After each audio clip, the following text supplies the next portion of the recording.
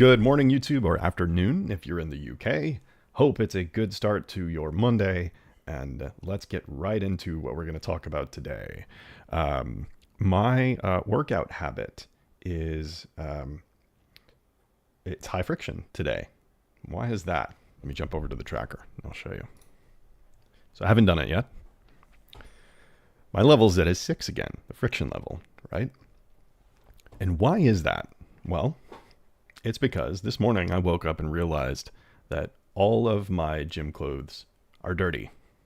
So I had to do a quick load of laundry this morning, and I'm waiting for them to dry out.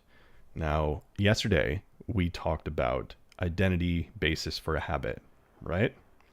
And the reason that's going to come in handy today is because while I'm waiting for my gym clothes to dry, and I'm in London, air dryers aren't very common here, and where I live there isn't one, so we air dry everything.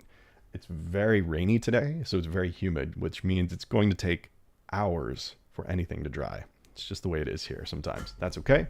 But what does that mean? That means that there is a serious context change for my morning workout, which is it's not going to be in the morning. We're starting this at 2 p.m. UK, and I still haven't worked out, and I probably won't be able to start until this evening, which is probably my least favorite time to work out. But that's what I'm going to have to do. That said, it's also high friction because there are many other things that I want to get to this evening, like creating more YouTube content and putting a lot of thought into that.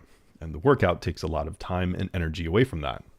And I've tried to do some of that this morning, but other things are also calling for my attention, right? So there's all sorts of context change and all sorts of disruption. And the question in terms of the habit, from the point of view of habit adoption, is, are we going to get the repetition in? Am I going to be able to exercise my my starting bracket and my ending bracket to strengthen the habit? And I have to get the workout and the habit execution in for it to matter at all, right? So all of these things are in play, and it leads to a high amount of habit friction. And I'm going to have to overcome that. So I've rated it as a 6. And it's just one of those days where it's high. That's life, right? It doesn't have to be perfect. It doesn't have to be easy. And even with perfectly autonomic habits, we might still have a rough day. And that's why perfection's not the goal here, right? It's just about adopting, assessing, and strengthening these habitual behaviors, the ones that we want to adopt. So that's what's going on my end today. Hopefully you're having a little easier time. If you're having a harder time, again, use those identity basis for habits that we talked about yesterday. If you're unfamiliar with what I'm talking about, make sure you check out the Day 7 video where we introduce that concept. It's a very helpful, very powerful one. That said, the notion of having high habit friction because there are other things that we want to do, right? Well, the basis of habit friction is this idea that we are usually, we only can be one of two things, one of two states in terms of our nervous systems, where we're either too activated and anxious, right, to engage in the habit, or we're too deactivated, too lethargic, too sleepy, too tired, what have you. And the idea is to be in sort of the right spot for stepping into the habit that you want to adopt, where you've got enough energy, but not so much that you're just tense about it and that it just feels a bit too much. When you are having trouble going into a habit because other things are calling for your attention, I offer to you that that's actually coming from the anxious end of the spectrum.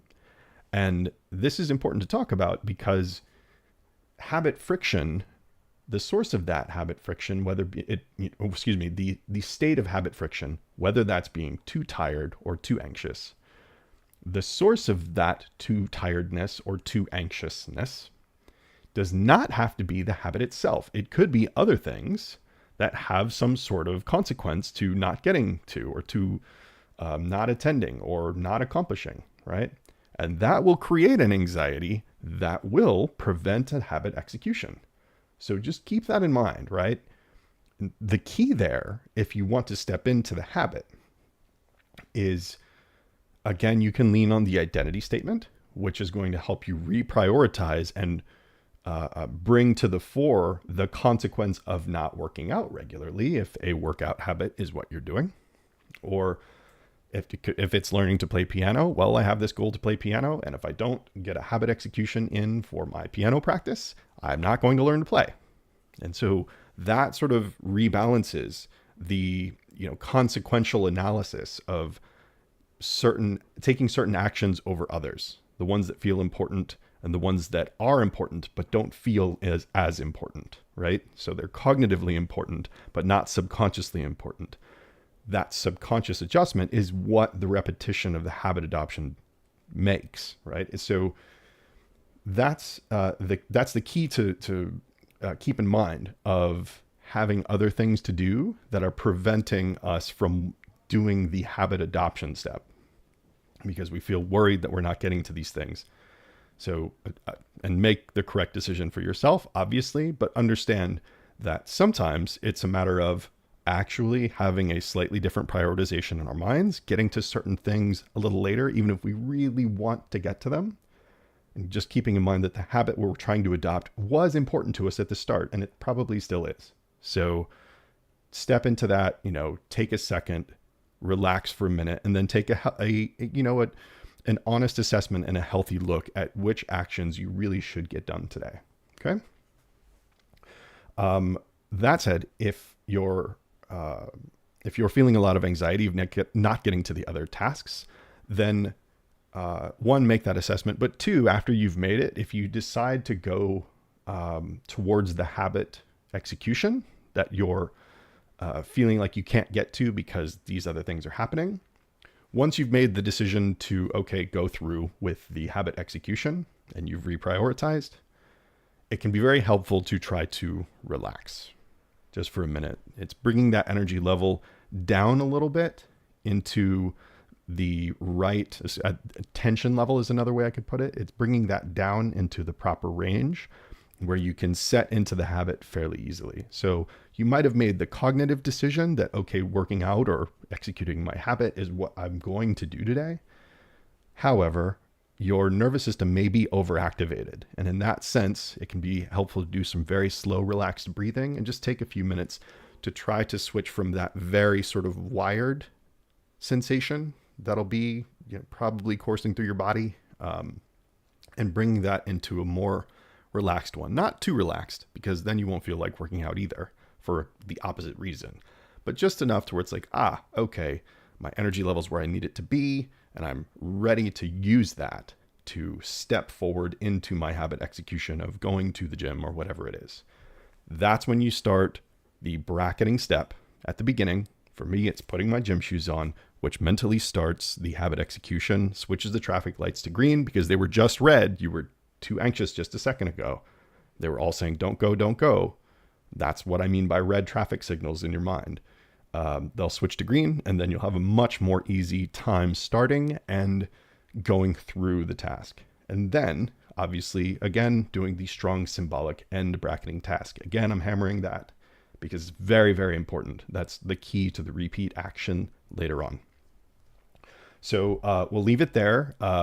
Tomorrow, I'm going to talk about another little preview of something that we'll introduce at the end of this week, that has to do with waking up and realizing that all of my gym clothes were dirty, right?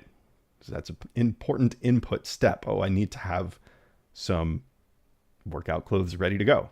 All right. So keep that in mind, right? Think about some things, some different inputs that are external to your habit that are nonetheless part of it.